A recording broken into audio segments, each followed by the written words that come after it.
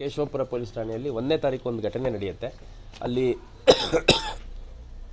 ಸರ್ವೆಗೆ ಅಂತ ಹೋದಂಥ ಸಂದರ್ಭದಲ್ಲಿ ಅಲ್ಲಿ ಸ್ಥಳೀಯರ ನಡುವೆ ಇರುವಂಥ ವ್ಯತ್ಯಾಸಗಳು ಸಂಘರ್ಷದ ರೂಪದಲ್ಲಿ ಬದಲಾವಣೆ ಆಗಿ ಆ ಸಂಘರ್ಷದಿಂದ ನಂತರ ಅಲ್ಲಿ ಸಣ್ಣ ಪುಟ್ಟ ಗಲಾಟೆಗಳಾಗುತ್ತೆ.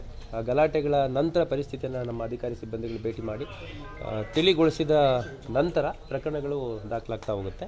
ಆ ಎಲ್ಲ ಪ್ರಕರಣಗಳ ಹಿನ್ನೆಲೆಯಲ್ಲಿ 5ನೇ ತಾರೀಕು ಅಂದರೆ ಮೊನ್ನೆ ಈ ಪ್ರಕರಣದ ಪ್ರಮುಖ ಆರೋಪಿ ಏನಿದ್ರು ಅವರನ್ನು ಪ್ರಮುಖ ಆರೋಪಿಯನ್ನು ನಮ್ಮ ಅಧಿಕಾರಿ ಮತ್ತು ಸಿಬ್ಬಂದಿಗಳು ವಶಕ್ಕೆ ತಗೊಂಡು ಆಕೆಯನ್ನು ಅರೆಸ್ಟ್ ಮಾಡುವಂಥದ್ದಾಗಿದೆ.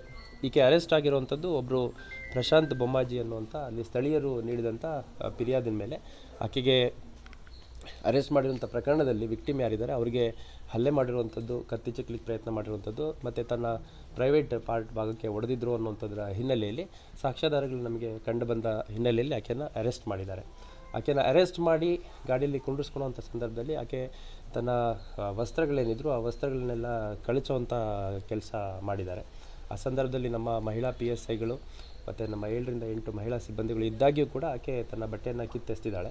ಆ ನಂತರ ತಾನೇ ಕಿತ್ತೆಸ್ತಿದ್ದಾಳೆ. ಹೌದು, ಈ ವಸ್ತ್ರಗಳನ್ನು ಆಕೆನೇ ಗೊಳಿಸ್ಕೊಳ್ಳುವಂಥ ಕೆಲಸ ಆಕೆನೇ ಖುದ್ದಾಗಿ ಮಾಡ್ಕೊಂಡಿರುವಂಥದ್ದು.